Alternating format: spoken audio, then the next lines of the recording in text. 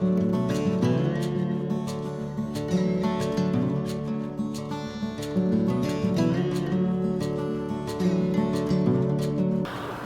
my name's Leo and I'm a boat builder and a sailor, and I'm on a mission to rebuild and restore this 109-year-old classic sailing yacht, Tally-Ho.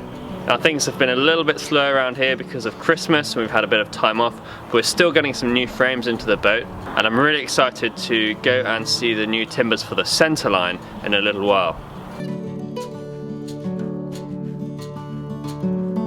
So after a several week struggle to try and convince Grizzly to take my money, I finally got them to sell me this helical head made by Byrd, because they had it on Christmas discount. Still really expensive, and it's really heavy as well. So that's a good sign, I guess. Let's get it open.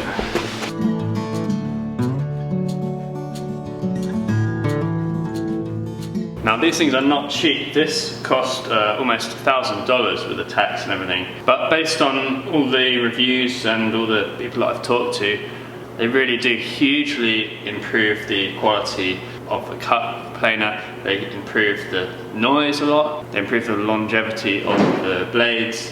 Rather than having to replace or get the blades sharpened once they get dull, you can just turn these around. So there's actually 4 sharp edges per blade here. And you can also do that if you get a chip in one of them, rather than having to replace the whole blade. So with the amount of really dense, heavy, hard-going live oak that I'm going to be planing and have been planing already, I think this is a really worthwhile investment. I probably should have done this a couple of months ago, but Christmas is a good excuse to do it, I think. So the idea behind the spiral placement of all these little blades is that rather than just a blade hitting the whole piece of wood along its whole length, 4 times per rotation, you've got a constant, much more sort of dynamic, fluid cutting motion going on.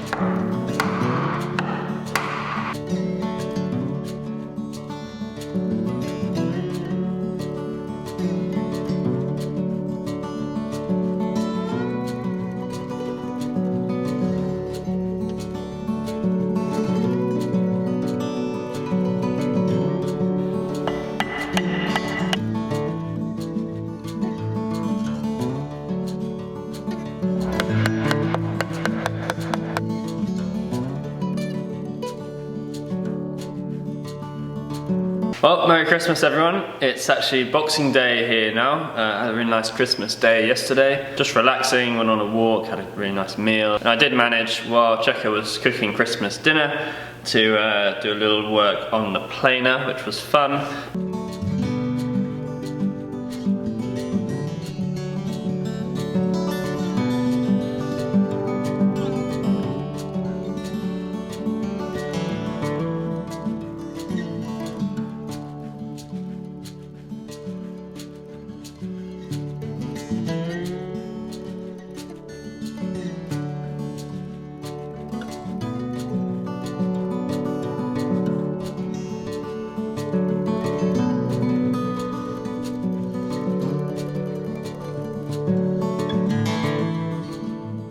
Alright, well the new planer head is all installed. I think it's ready to go. I've also spent a bit of time calibrating the height of the bottom rollers and the height of the infeed and the outfeed rollers, and the spring tension on them, and even the height of the pressure bar and the chip breaker. So those were actually well out of what they should have been. So I think that will make a big difference as well to the quality of the finish and the way that it feeds the wood through the machine. So I'm going to try planing this piece of live oak and see what happens.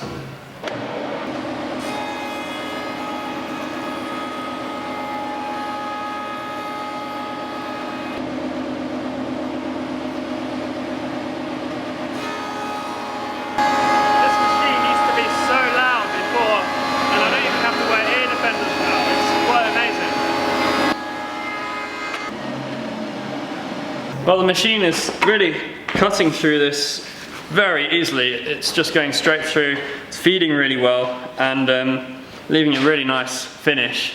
And the most amazing thing is how quiet it is with the old head in there and the old blades, especially once they started getting just a little bit dull.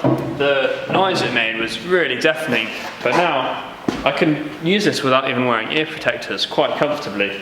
So we'll see how it goes after planing a few dozen live oak flitches, but for now it's safe to say I'm very impressed with this planer head.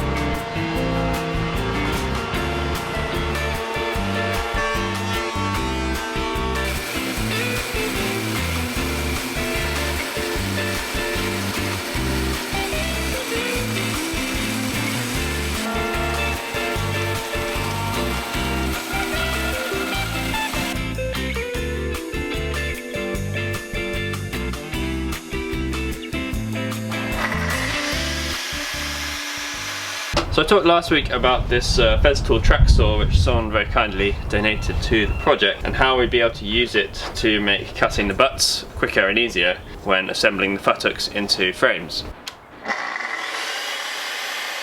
Now that has cut exactly on my pencil line.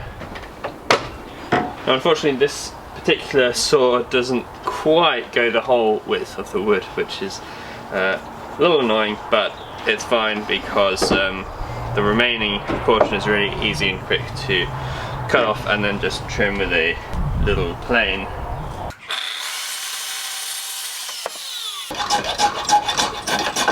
I now can transfer that mark onto the next piece. I'm going to make two little marks on either side of the piece underneath.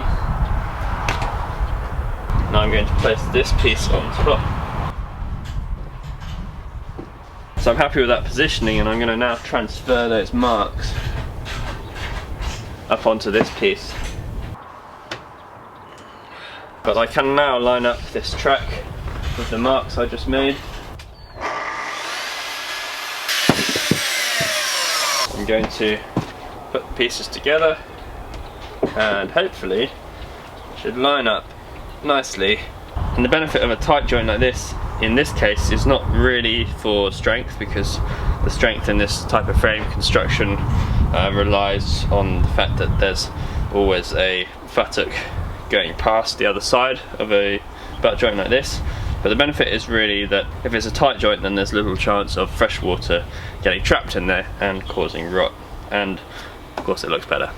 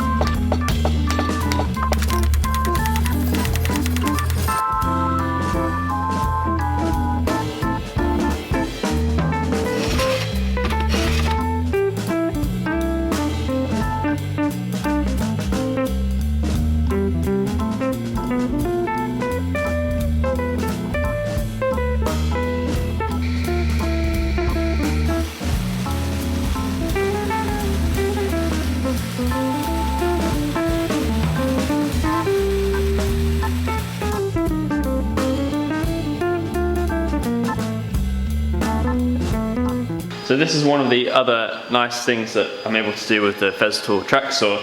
That's a 2x8 down there that is going to be the next beam that go across the top of the next two frames. Now it's just standardized timber, and the top edge is nowhere near straight, which is what I need it to be to mark the top of the load line. Previously I was putting these through the jointer or doing them with a power plane, but they're really big to put through the jointer, and it's actually quite tricky to get a completely straight edge with a jointer on a piece that big, and you need a couple of people as well.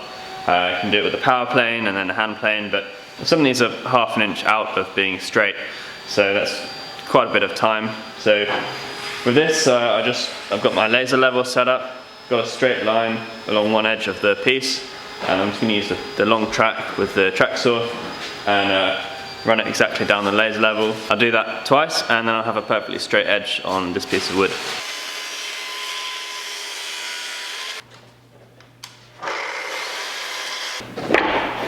And I've done in about 3 minutes there what could have taken 20 minutes or half an hour to get that to this degree of straightness with a plane.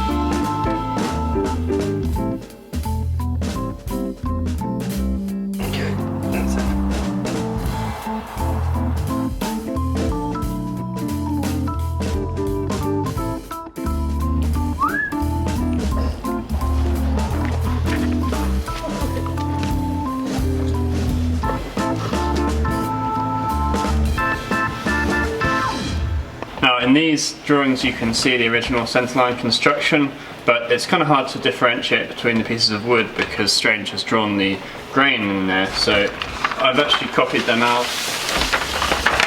So here you can see a little bit more clearly the different pieces that make up the stem.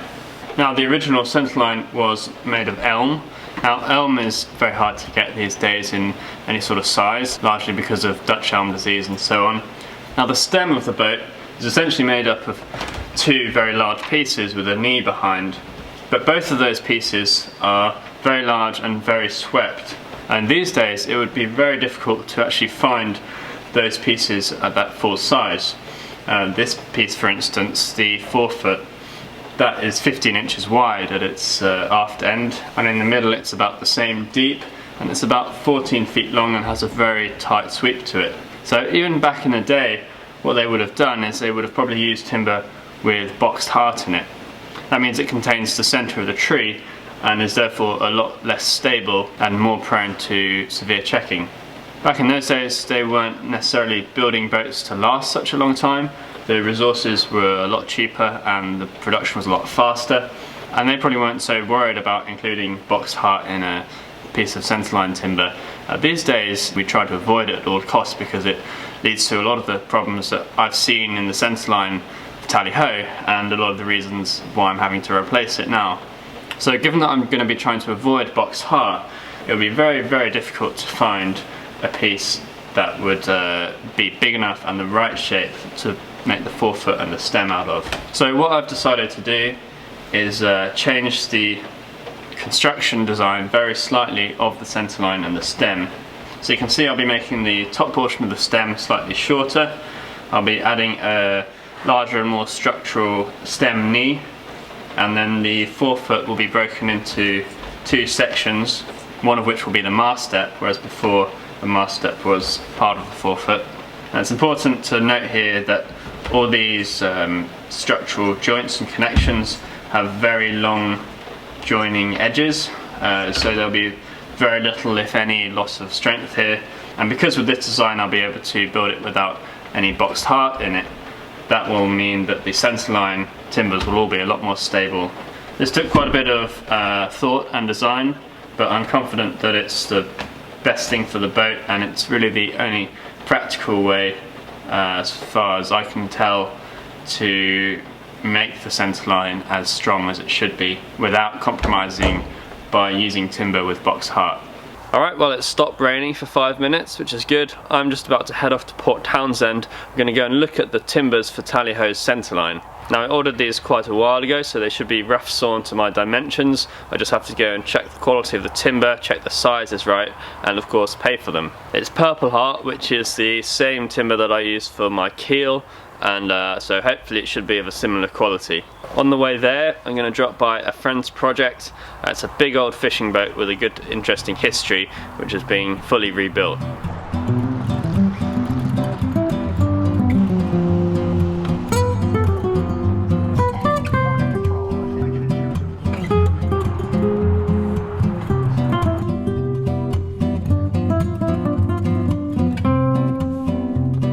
So I'm here with Chris, who is a project director here at the Western Flyer. Can you tell us something about the boat?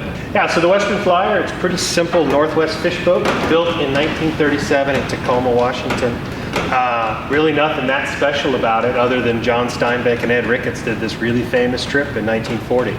It's fallen into disrepair, as we can see, and in need of a full restoration. 77 feet long, It's 20 feet wide, weighs about 130 tons.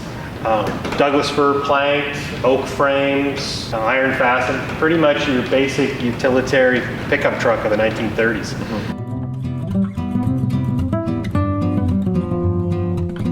Oh wow. Oh wow, this is awesome. Claim to fame is a 6.5-week trip to the Sea of Cortez with Ed Ricketts and John Steinbeck in 1940. They went down and took a look around and came back and co-authored a book called The Sea of Cortez. And after Ed Ricketts' untimely death in 1948, John Steinbeck rewrote the book and made it a kind of a cult classic called The Log from the Sea of Cortez. Once completed in 2020, it'll make its way back to Central California, where it'll be kind of home based and be used as an educational, research, kind of environmental stewardship. A lot of that journey to the Sea of Cortez was about environmental studies. So following in those footsteps of being environmental stewardship and environmental awareness. So the book, The Log from the Sea of Cortez, it's a journey, it's a trip, it's a travel log, but it's a philosophy book of looking at the world as interconnected and how we fit into it. It's an amazing book. Well, thanks, Chris. Yeah, hey, thanks for stopping by, man. Appreciate it. Yeah, your project's amazing, coming along well. Thanks.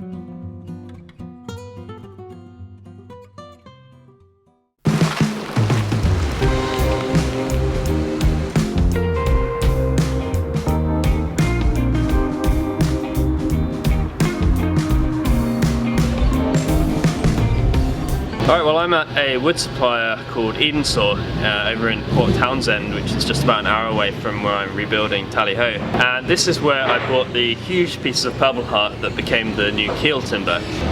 This big wide one right here is going to be Tally Ho's stem. The rest of them are going to be various parts of the centerline construction.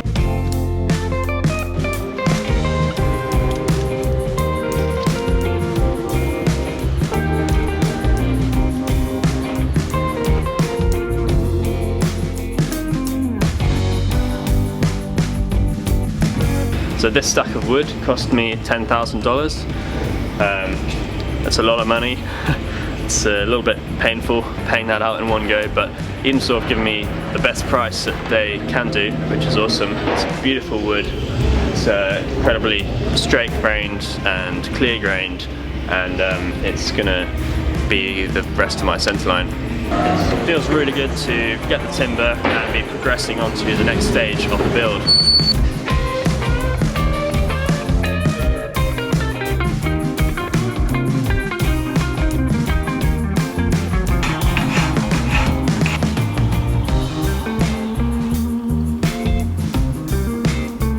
Now, some people have noticed that on the drawings for the boat, the intermediate frames, that is the ones between the station frames, are single sawn frames, and yet I am putting double sawn frames into those spaces. Now, although on the drawings the intermediate frames are single sawn, in reality the original intermediate frames are, depending on their position, a mixture of double sawn and single sawn. So most of them in this centre section at least are double sawn up to around this height, and then a single sawn just for the top section. And that's because even with the cheapness and availability of timber when this boat was built, it's very hard to get pieces with the exact right grain to make an entire frame in one piece. And in this style of yacht building, they wouldn't have had butts or joints in single sawn frames without having them backed up with another futtock. Now, I've basically got the same problem that they had, the pieces of timber that I have for my framing stock aren't swept enough for me to get entire single sawn frames out of one piece, especially in this area of the boat. In fact, the pieces that I've got are even less swept than the pieces they had, and that's why I've decided to just continue that double sawn construction right up to deck level, because the curve nearer the top of the frame is actually the most severe and therefore the most hard to find. Now in the bow and the stern of the boat, where the frames get shorter and the curves get a bit easier, then I may be able to use single sawn frames for the intermediates in those places. Alright, well that's it for now, so thanks a lot for watching, and a massive thank you to everyone who's donated or otherwise supported the Tally-Ho project. It really does make a huge difference, and it means I'm able to take the time to make and edit these videos, so I really appreciate it.